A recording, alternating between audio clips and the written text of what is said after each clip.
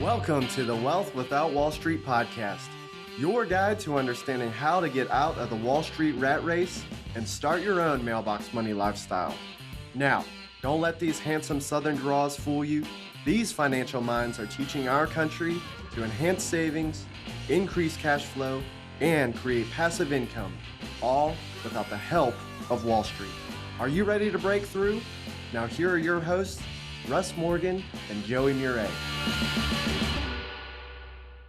Welcome. This is the Wealth Without Wall Street podcast. Your host, Joey, the Italian Stallion Murray, joined as always by Russ, the idea guy, Morgan. All right, Russ. So you just came off the slopes. You're fresh.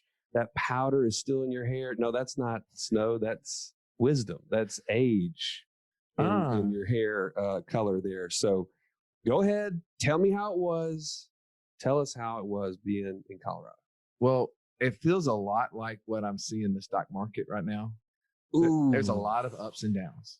How did I know that there was going to be some correlation to that? A lot of ups and downs. But we got a great podcast today because we're addressing current events. But I would be remiss, Joey, if I didn't tell a story. Of course. So here's your spiritual gift. Just a ton of just fun things, conversations with my kids. I can't share them all because some of them are just inappropriate.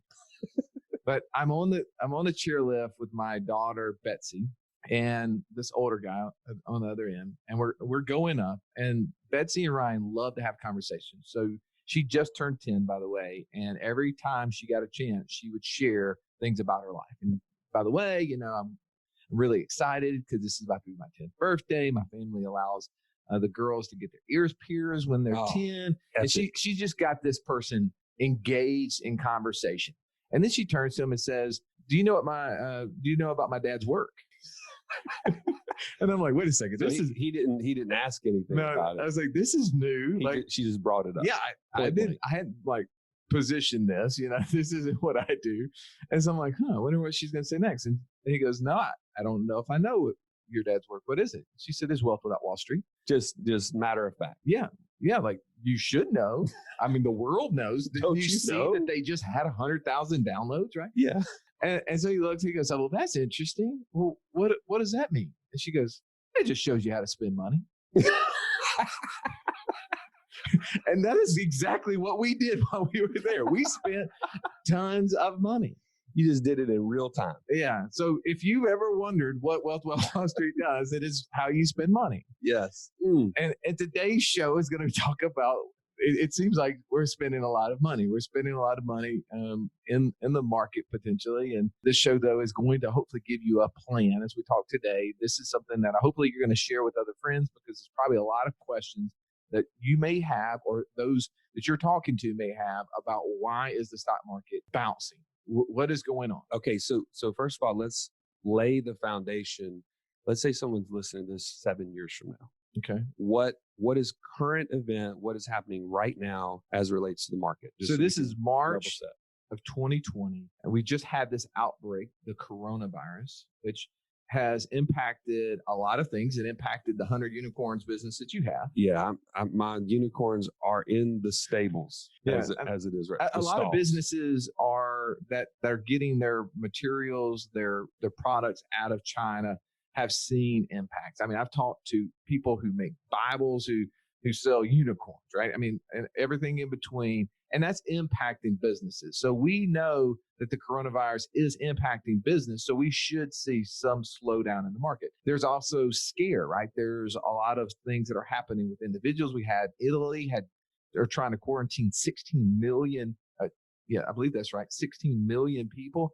There's a lot of things happening. So we should see global slowdown. In addition to that, we've also been through a period of 11 years where the federal government has inserted billions upon billions of dollars into the market to constantly try to keep it going. We have gone way past the typical boom run, and it has been a continuation of federal intervention. And any economists you talk to, listen to, have been pointing to a future recession for a long time. Right. Now, they didn't know how long it was going to be prolonged because they didn't know how long the government was going to keep making inroads.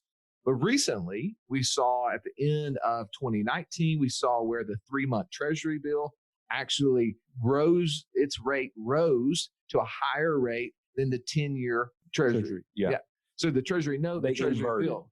So you had short-term rates higher than long-term. So that is a signal that's gone all the way back to World War II that has pointed to a recession. So when we were at an event earlier in February, Joey, one of the most prominent Austrian economists, Dr. Robert Murphy, we've had him on the show. What did he say? He said, unless history does not repeat itself, we're looking at a 6 to 12-month time frame where a recession will have occurred, and we probably won't know it until obviously after it's passed. You always tell recession looking in the rear view. You can't ever tell that when you're in it currently.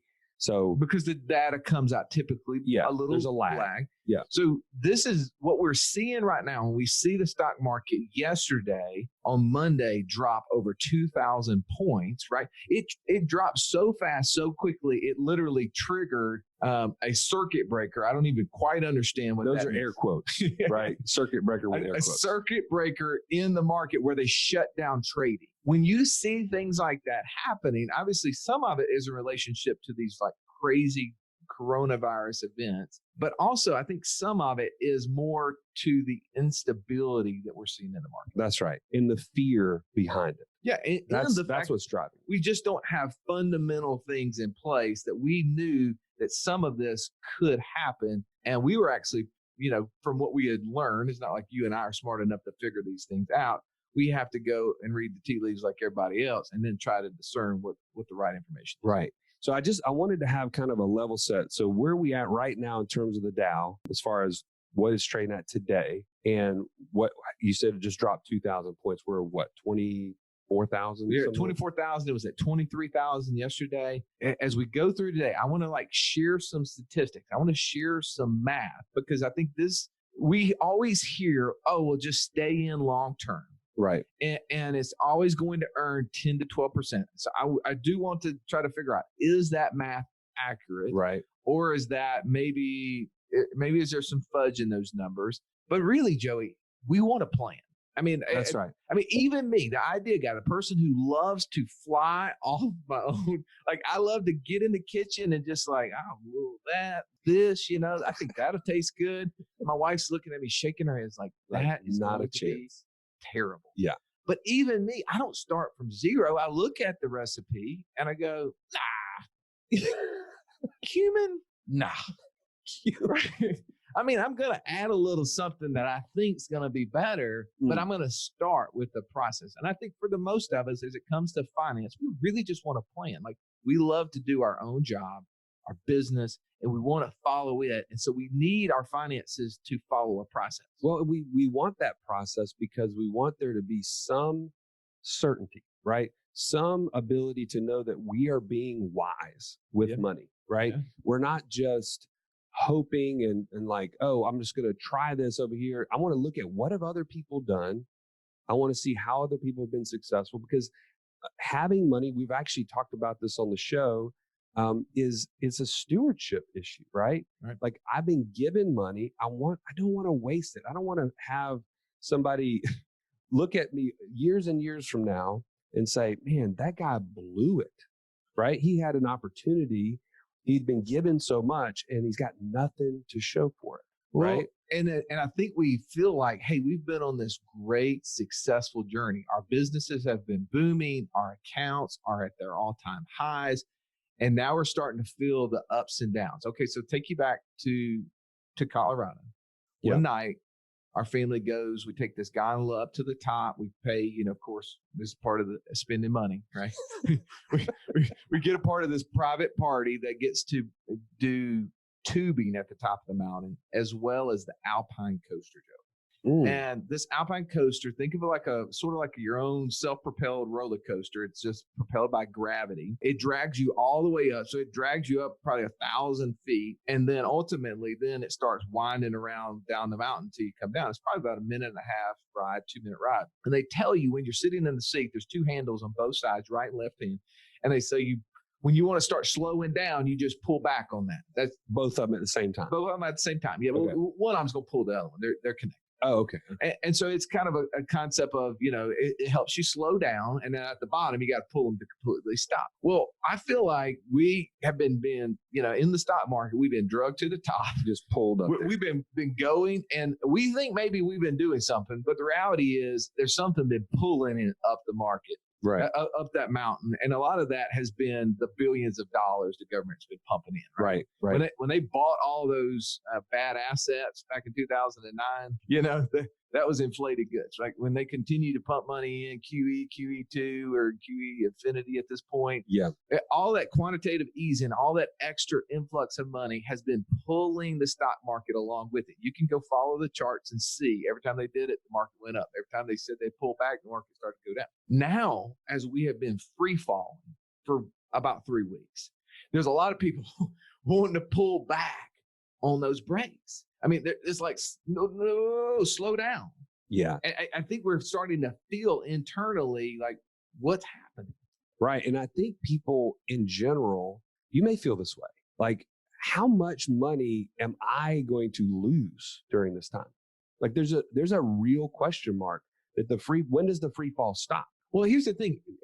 I'm going to play devil's advocate here. So, Joey, you are about to be 40 years old, and you got good 20, 25, 30 years left in you, right? I mean, don't shortchange me like that. Like, well, I know I'm talking about a work. Oh, okay. That you could work, okay. right? I mean, the average work span would be to 65 or 70. Right. Like, dang, I know you own a policy on me, but let's not hasten that thing, But the point is that you've got 25 to 30 years before you really need the money. So does this drop, does it really impact you? Well, so I'm going to just share how I was feeling in 2008. Okay. Good. To answer that question. And I don't know if you're in this position right now, but I was so busy at work in 2008 when this happened. I noticed the market dropping, but simultaneously, so one, I was like, man, that stinks. But simultaneously, I was thinking, I've got time, right? The message is, hey, you're young, you've got time. Dollar cost averaging will take care of you. Like, just put your head in the sand. Keep the pace, right? Keep putting money in your qualified plans, your 401ks or whatever, and it'll just take care of itself, right? But as I question that now more than ever, the real reason I question it is it's predicated on this idea of just what you said. Man, you've got 25, you got 30 years left in you to work. Does that mean that I should be deferring life until that point, right? The idea of retirement is predicated on this idea to just keep putting money away and hope that it's enough. And when you're 70, man, you could just start taking that money out if you've done a good job, if dollar cost averaging has taken care of you. And to be honest with you, I don't want to wait till then. Joey, if I wanted to be an expert, I'm maybe not an expert, but I still wanted to be knowledgeable on the whole concept of the infinite banking process. And I went to community.wealthwithoutwallstreet.com. I got access for free because that's what you gave me because I'm listening to this podcast. What would I do in there in order to learn more? Simple as pie. Go to the left-hand side, click on courses, and there you can find Infinite Banking 101 and Infinite Banking 201. Can't wait to see you on the inside. That is at community.wealthwithoutwallstreet.com.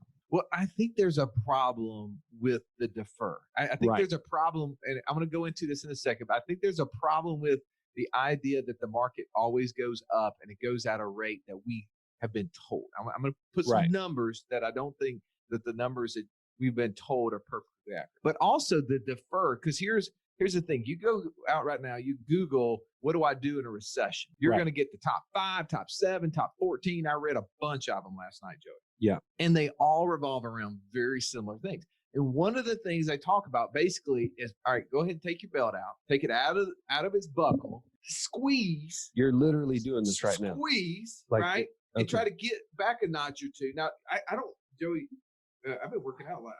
I don't have many more notches to go. Yeah, I noticed that. But you also are having a hard time breathing. So go ahead and let that thing back out. So you pull that thing out and let's just tighten the belt, man. Hey, look, don't go to Colorado. You can't go to Colorado. That's not going to happen. You don't need to go to the beach. You don't need to go out to dinner. You just need to tighten up. So buckle down.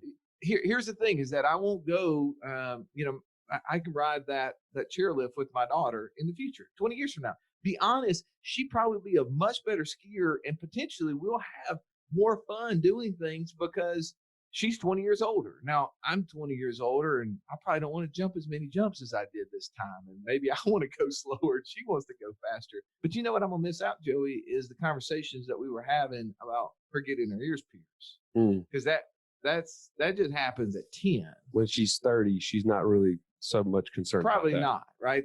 Probably a little more distraction. So the defer part as it relates to tightening the belt, do we need to find ways to create extra income? Absolutely. And I want to get into that. And every one of those articles talked a little bit about that. And so I do think there's a plan for that. And we've been talking about that plan. But I think this whole deferral thing really starts to piss me off, to be honest with you. Well, just tell us what you really. Shouldn't there be a way? Shouldn't there be a plan for us to be able to live our life, save as good stewards for the future, and not have to worry about the ups and downs of what's happening in a place that's nowhere near us? That literally China is as far away from Alabama as it could possibly be, right? That's right. Why is it that can impact my life so much? It shouldn't. It shouldn't, because those things are things I cannot control, right? Yes, I can control whether I get the coronavirus because I don't have to travel abroad. I can wear a mask. I can wash my hands like I just cut jalapenos up. I can literally do lots of these things to protect myself, but I can't control whether or not the virus is created and is spread.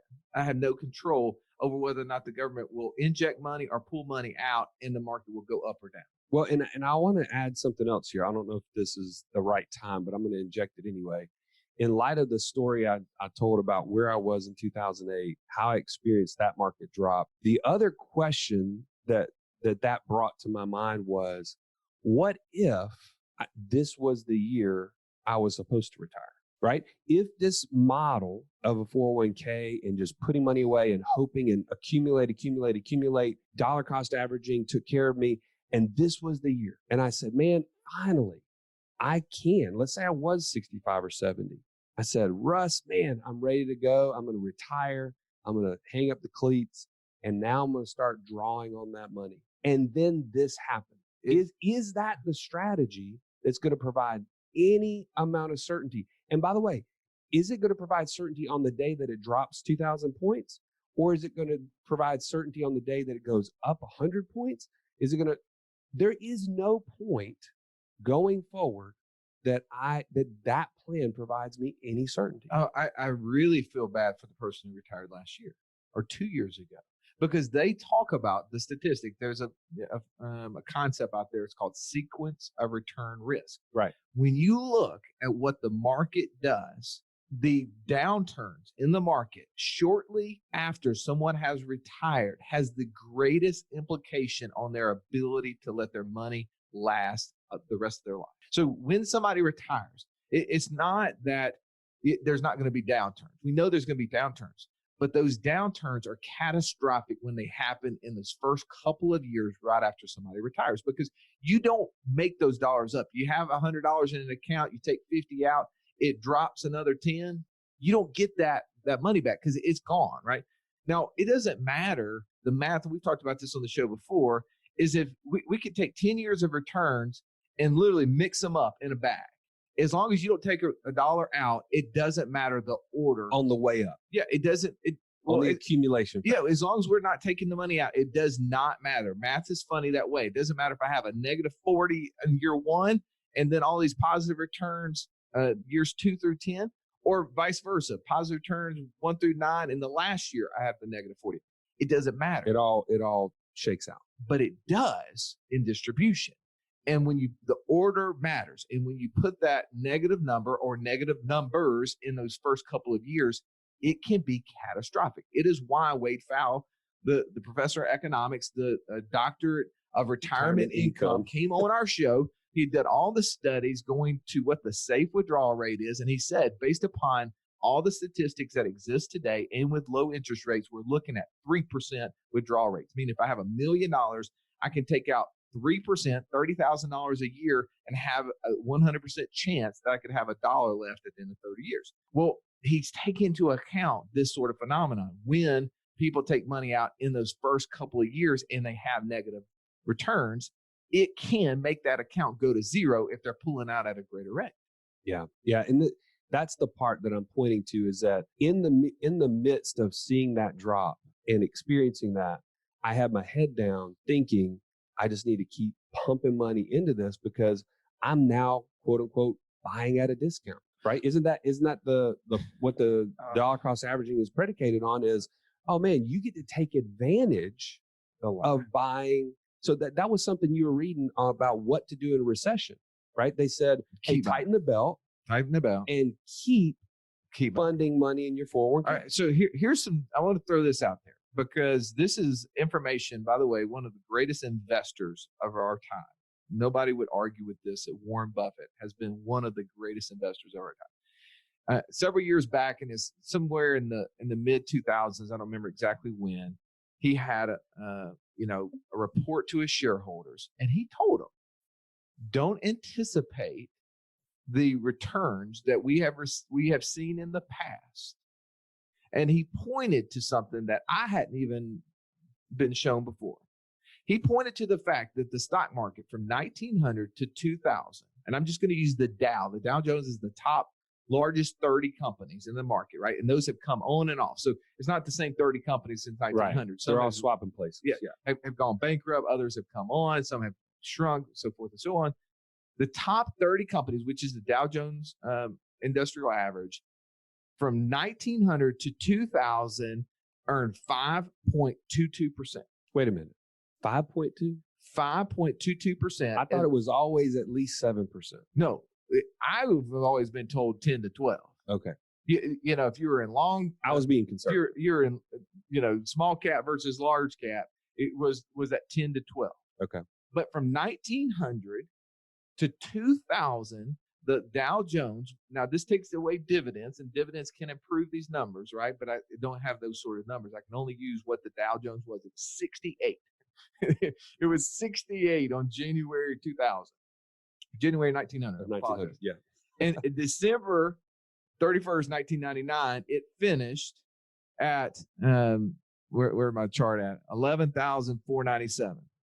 So that's I said 22. I was looking at a different chart, 5.26%. That's year over year return, 5.26%. Now, here's the thing is that, okay, well, that's a little bit different than what I thought, right? I thought it earned 10 to 12. I mean, we went through the industrial age. I mean, there was a time after World War II when America was the only country that was able to produce anything because everything else had been destroyed, right? Right. All these other countries had wars fought in them and had no production needs. So America had this huge boom because we had all the ability to export, right? And we saw amazing growth. Then we saw the tech boom in the 1990s, right? Right. But we saw all of this growth happen. And most of that growth, people point to 80 to 2000, and that's where they get this 10 to 12% range. But I'm talking about over a 100-year period of time. Now, let's go from 1900 to 2020. Before this market drop, we saw the market get as high as 29,000. Right. So, Joey, what do you think that growth is? I mean, it's got to be higher than 5.26. I'm thinking 7, 8%. Well, I gave it away a second ago because I looked at that chart. It was 5.22%. So the pace from 2000 to 2020, when the market had reached its high, was actually pacing at a lesser rate than it did from 1900 to 2000. I'm going to say that again. The market from 2000 to 2020, when we saw an 11-year boom cycle run to its peak, was pacing at a lesser percentage rate than it did from 1900 to 2000. So what you're saying is, in order for us to see greater growth that we saw from 1900 to 2000, we would have to outpace even what we're saying are like incredible booms in the market. There is so much misinformation. The Wall Street mindset is put it away as long as you can. Keep it for as long as you can. Make it as hard as possible for somebody to get it out for as long as you can. This is we talk about cash flowing investments. Right. Wall Street is a cash flowing investment for who? Wall Street. For Wall Street. This is not a Big conspiracy banks. theory. This is a business that they operate off of. At what point in time, Joey, do they not want your money? Never. At what point in time are they going to tell you to come get it? Never. So when you see articles that say when the market's down, you should be buying, should it come as a shock to you? No, it's right in line with the same narrative. It's constant. It is the same narrative, but we've been earning year over year returns of 5.2%. And we think what? We're becoming prosperous. Now, that's, of course, that's after taxes though, right? No, that's before fees. That's before taxes. So that's going to offset the dividends and stuff like that. So I think that's more real return that we're talking about. And I just want to go to the point, Joey, is that I used to believe this, right? Because I was a certified financial planner. To today, I'm still am. Now, I've decided that I'm about to give up that designation because I don't even know why I did it. You know, like why I've continued to keep it up. You know, it's one of those things where you work so hard to get something. You're like, man, should I really let this thing go? But I'm going to, Joe. This is the last year for the CFP because it's useless information in my head. It was useless when I got it, but it's much more useless today because they're not teaching in that certified financial planning curriculum how you can create passive income, how you can avoid the situations we're talking about in the market. Because what happens is they get more of these things, like you start reading the top 5, top 10, and one of the things going to come up is that you should diversify. Diversification. Go back and look at what the market was doing in 2008, 2009. Unless you were in cash, everything was losing money. Everything was losing money. So it didn't matter how I diversified. Right. Everything was losing money. And I know that because I had my clients diversify and they all were losing money. So all I could do is say, Joey, because we diversified, you're only down 20% instead of 40%. Man. I felt really tough bad. Conversation. I felt really bad trying to look good, saying you only lost 20% of your money instead of 40%. And that's really what's happening right now is that people are going to say, well, if I'm diversified, I didn't lose as much as everybody else. But how much do you want to lose? Zero. How should we operate our lives? And we talk about this constantly on our show. Should we operate our lives off an accumulation approach? No. What is the plan then? Tell me the plan. So here's let me say this. I never want this to come across like the dad who said, I told you so. I never want this to come across like we know better than you or, hey, listen to us and not to your financial advisor. The real question here is, will this be the moment that you wake up and say, you know what? I have been doing things backwards. I have been thinking about money in a way that I was fed to believe. And maybe there's something else that I should be considering. Maybe there's a plan that gets me to my financial goals faster, right? And again, I want you to question what you've been given. If you continue to do what you do, fine, go ahead and do that. But if you are considering, you're saying, man, I am fed up with just riding a roller coaster and just doing like putting my head in the sand, like I shared with you I did in 2008. And I want to have more time freedom. And I want to get to a point where I don't have to go to work. We talk about this on the show all the time. So that's what I want to call you into right now, is a plan that is an alternative to what you've ever heard to be done in a recession. So what is the plan? Give me a plan. Well, there's several things. And some of these are timely, okay? So number one, this is actually something Russ and I talked about yesterday for him personally. Do you have a home equity line of credit on your house, right? A home equity line, and this is just coming from personal experience, also looking at 2008, 2009, 2010. I had numerous people when I was in the mortgage business come to me and say, hey, Joey, here's this letter I got from the bank. They said that my home equity line had $200,000 of available cash or availability, and now it says it's 80. What does this mean? And what happened is the bank owns your equity. They own that $200,000, even though that on paper you see that I have checkbook writing access, I have all these benefits of having access to my equity. When the bank feels a crunch in a recession, the first thing they're going to do is they're going to limit your access to equity so that they're conserving their investment. Why?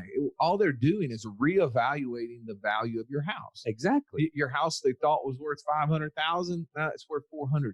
Yeah. Right? I mean, because there's less people out there buying. When there's greater supply and less demand, what happens to price? It goes down. So what they're saying is that the prices of houses are going down or will go down. And so we want to limit our exposure. We don't want people having to foreclose on houses and we lent them out. Down. We've lent them $600,000 on a house that's only worth $400,000 because they have plenty of that. They had like exactly in the peak run of 2008, 2009, 2010, the banks were averaging 3 million foreclosures. I mean, this was a big number, right? So what you're saying, though, the plan is step one is that we got to create cash flow. Liquidity. We've got to get our hands around our money. So if you go in our course, Financial Freedom, if you're not already a part of our community, join. It's free. You can go to app.wealthwithoutwallstreet.com or community.wealthwithoutwallstreet.com. Both will take you to the same place. Or you can go straight to the App Store and download it. Wealth Without Wall Street in the App Store. All of those places get you there because we got to have 3 different ways to get you there. You don't have to have one. But when you get there, the Financial Freedom course is going to tell you step one is to get your hands around your cash flow. Well, as it relates to that, you're just talking about debts, right? You're talking about things that you have. And so in that, we can take money that's available today in our hands and we can help ourselves remove high interest rate debt, right? That could be an issue. So I'm looking at this yesterday with Joey and I'm evaluating my own finances. And I say, Joey, right now I've got this credit line against my house is $250,000. And, as we're thinking about what may be happening in the market, maybe it doesn't. Maybe the market goes back up and it's 40,000 by the end of the year. We're not smart enough to figure this out because we don't get to pull the strings. But if it were to go down, I want to protect my access to that 250. So what should I do? Joey says, well, don't you have at least $250,000 of loans against your life insurance policies? And I'm like, yeah, I do. He's like, well, why don't you just take the home equity line of credit, write a check against it so it automatically becomes a debt on the house and send that and repay your policy loan. So what did I do? I literally moved a $250,000 debt that was on my insurance policy to my house. Well, they're both equity, right? Both of them I have the ability to access. The only difference is that the insurance company can never go back and say, no, you don't get to access that money. But the banks do. Banks have the ability. And I thought, Joey, that's one of the smartest things you've told me. Man, there's rare occasions like that. Well, I appreciate I come through in a pinch every once in a while. Well, because now that $250,000, maybe I don't have a checkbook, right? I have to call the insurance company up or send them a letter and they put it in my account in 3 days. So it I added a couple of days to my process, but at the end of the day, that's pretty simple. But you have access. I have access to that money. Is the key. And so when I read these articles and they talk about, the top things you should do is be liquid. And I think absolutely I need to be liquid because if the stock market affects the real estate market like it did back in 2007, 2009, then I know the home prices kept dropping. 2011 actually was the low point for the real estate market. So I know that, man, even though I suck at buying real estate, I can partner with somebody who's probably pretty decent. And if I've got cash, I can go find some real opportunities. Oh, man. People talk about 2009, 10, 11 as the opportune time that's where they really built wealth. They mopped up when others were scared to death. They weren't liquid. They didn't have access. They took advantage of those opportunities. We even have clients that were builders that bought incredible deals on land during that time frame and sat on it. And then what happened? They became extremely profitable in the coming 3, 4, 5 years. They're the ones that had inventory. There was the ones that were able to grow and scale their businesses because they had land to build on when nobody else had land because they'd all been foreclosed on, right? That's right. So when you think about step 2 in our process, step 1 is getting your arms around your cash flow. Step 2 is sticking your money in a truly liquid place. So this is a problem that Hold on. Don't get too far ahead. the practical thing. So one, you're going to want to take this course, okay? Financial freedom. We're going to go into some depth in there as far as these cash flows are concerned. But two other things I want to mention. One, get access to your equity, whether it's through an equity line or refinancing your mortgage. The mortgage rates are so ridiculously low. You need to tie up as much of it as you can within budget reasons and all this sort of stuff on a 30-year mortgage at the low. I mean, I'm seeing quotes at 3% on 30-year money. This is an absurd time. Take advantage of it while the bank's handing it out like candy, and tie up as much equity as you can in that position. While there is equity. Exactly. And while rates are super low. Right. Now, again, this is not a license to spend. So if you're going to go, man, well, if I can go get 100,000 equity in my house, I like that vacation Russ was talking about a second ago. Maybe I'd take 10 or 15 grand and go spend it. That's not what we're talking about. No. But it is about getting your arms around cash flow. So that way, step two is to put it in actual liquid accounts. Because Joey, I'm reading these dumb articles after dumb articles, and it really starts to hack me off, as you can tell, as I read it, and it says, what should you do when you're in a recession? Invest. And right after they got finished telling somebody to get liquid and have access, where do you think they tell them to go invest? In qualified plans. In their 401ks and IRAs. And I'm like, no. Do you see? This is going against the conflict what you just said in those two statements? That one is telling you that you should be liquid, and the other one is telling you to invest in something that is as illiquid as it possibly can be. Locking it up. So if I'm going to put it in a liquid place, I'm sitting there talking to an ex-football player, ex-NFL football player this morning as we're working out, and we're talking about what to do with money. He goes, look, I've always kind of avoided the stock market. I never understood it. So I've been putting my money in CDs at the bank. And I'm like, okay. I mean, hey, look, if you don't know what to do, you just do the next best thing. Right. And I said, well, did you know about cash value life insurance? And he goes, I didn't know you could put money in. Right. And I was like, okay, well, let me introduce you to our community. That's not uncommon. Let me show you, again, there is a way to do it properly. There's lots of ways to do it horribly, right? And there's stories out there on the internet. You can go read about how people put money in life insurance and they had 10 cents on the dollar or $0 out of what they put in there for the first couple of years. That's not what we're talking about.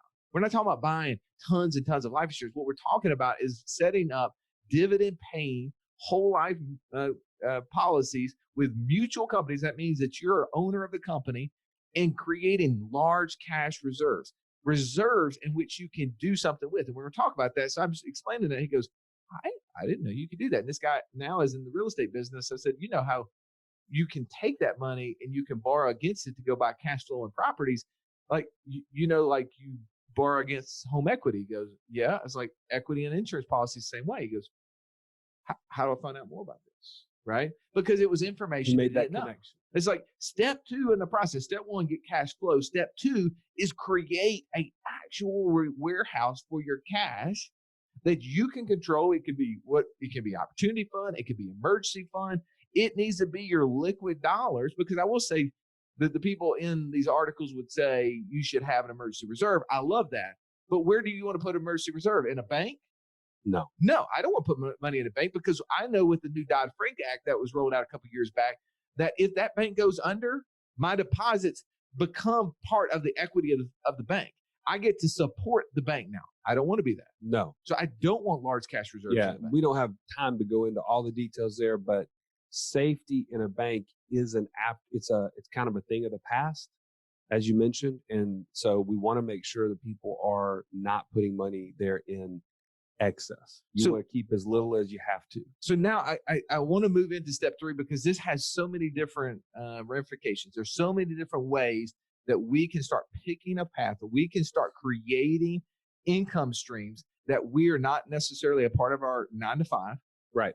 This is your side hustle money, right? Your side hustle time, effort, and money that will potentially overtake your active income. As we talk about, passive income must equal more than your monthly expenses to gain financial freedom. So as you and I were sitting there talking about this yesterday, we said, okay, Russ, and I'm not referring to myself in the third person, I'm saying you said Russ, okay?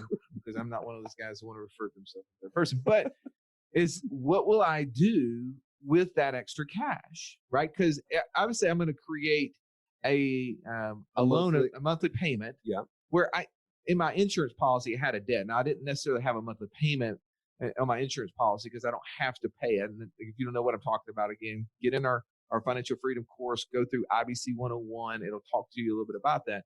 I do create a payment. So how do I offset this payment, Stan? Well, and that's what I think is beautiful, is that now you have access, you have your powder, right? We talked about keeping your powder dry in a recession. Oh, I thought you were talking about last week when I got 11 inches when I was at the top of the mountain. No, I've moved on from there, okay. And I appreciate if you don't bring me back into it. But you've got access to this capital now. Now you can make choices depending on, is it the best time to pay off a debt?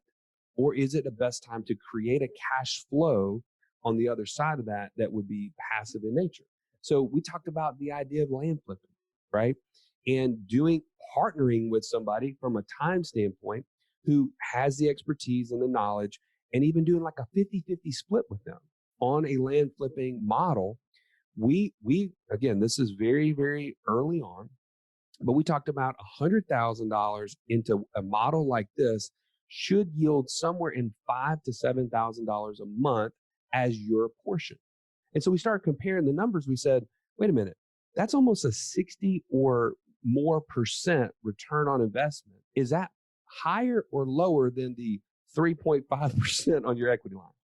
Yeah, it's crazy. Is that cash flow far surpass what you have to pay to that equity line every month? It's drastic. It's not even close. Yeah, if I could find a way to put that dollar to create a cash flow, the influx of that dollar is more than what I have to pay out to borrow against it. Now I'm operating in a way where, yes, that extra income helps me. It helps me if my job, I get laid off. It helps me if I want to take a vacation during the hard times. It helps me if I want to reinvest to buy more properties or more whatever the thing is that's going to create more cash flow. It allows me to pay the bills on the things that may be harder, right? Because there's some of us that maybe had second or third jobs that maybe those jobs have to, pull back. And so maybe my income goes down as a result of this. We've got to get creative. When we are in crazy times, and I would say these really aren't crazy times, these are more natural times, we just are going to see more craziness because it's been exacerbated by what's happening in the market for the last 11 years. But when we're in this time, we've got to be in control. This is literally a process about putting ourselves in control. Yeah, take control of your finances. Find your path, pick your path, and get there as fast as possible. That's kind of the consistent theme of what we're talking about with Wealth Without Wall Street. And again, we don't have time to get into all the various passive income streams you could do. The other side hustles, maybe you know something about like a topic that you could be blogging on and creating some sort of a side income at this point. If you wait too long, you have no options. Right now, this is the time that we're saying this is a wake-up call. Get to work on finding that alternative place. We have story upon story of people that we know that took the ideas and they said, man, this is the time. I need to make a change. Whether they were motivated to leave their 9 to 5 because it was stressing them out and it was killing them, it was killing their time with their family, or they had, a real threat to their job. And they said, ooh, I might get laid off. I need to do something about it. We talk about our friends over at the land flipping group, the Land Geek, story upon story of people that were at high paying jobs. And they said, man, there's a threat. I could lose my job. This is the motivation I need to get started in this. And guess what? They changed the whole trajectory of their life. So this is one of those things that could be a negative thing to you, or it could be a positive. It could be the start of your financial freedom journey. There's a quote out there, and I don't know the author in which to attribute it to, but he says, there's no good or bad information. Information is just that. It's information. It's only good or bad in its relationship to how it impacts you, right? So what's happening right now for some of you, you're like, I'm good. I've already built an income stream it far exceeds my expenses. That has nothing to do with China. Has nothing to do with the stock market. I'm good. And they're sipping Mai Tais on the beach and they're like, man, I love you guys. You guys get really passionate about this stuff, right? And that's awesome. But if this is something that does impact you, here's the chance. Here's the time to invest in yourself, to start digging. So go right now to community.wealthwithoutwallstreet, download the app, jump into financial freedom. You're going to start going through the courses. You're going to start to find out that there is a way to get your arms around your cash flow. You're going to see the stallion go through debt. He's going to show you a priority payoff guide. So when you start figuring out, hey, what debt should I start to pay off? He's going to give you ones that help you figure out, are these really dangerous debts you need to absolutely eliminate? Are these some debts that really I am okay with? Because Joey and I did this with my own personal stuff. And there's a couple in there that's like, I would never pay these off, ever. It doesn't make any sense. And our priority payoff guide is so clear. Makes it so clear. It's so easy to go through that. But then you're going to dig through the life insurance piece, how to create liquid cash reserves. And then you're going to dive into this last part we're talking about, is where should we now put our money? That really is where we're going to first invest our time, so we can figure out how are we going to get to that point in time where our cash flow coming from things that are outside of our traditional work is greater than our monthly expenses. And that's the point in which we've hit total financial freedom. And that's what this show is about, was to say, hey, we have a plan. You want a plan. The market's plan is not for you. The market's plan is for the market. Just know that. I'm not saying your financial advisor is a bad dude or gal. That's not the case. The reality is they work for the system. We're trying to say, create your own system. Here is a plan. If you want a plan and you don't want it to be the Alpine roller coaster where you're literally scared, as I was coming down that mountain the other night, like, with my 7-year-old son in between me, and he's like, push down. And I'm like, no. If you don't want that feeling, follow a plan that is your plan. That's not somebody else's plan. All right. We have completely given you so much, and maybe more than you ever imagined or wanted. But thank you for sticking with us on this episode. We'll see you on the next one. All right, Russ. We're talking about how we need more time freedom. We want to stop trading time for money. We want to tell our daughter, no, I don't have to go to work today. What's standing in our way? Bro, I can tell you this, it's not need, it's want. I absolutely want to say, yes, sweetie, I can stay home. I don't have to be there. But the thing is, I have to take control. If you're like me, you want to take control right now, go to freecall.wealthwithoutwallstreet.com.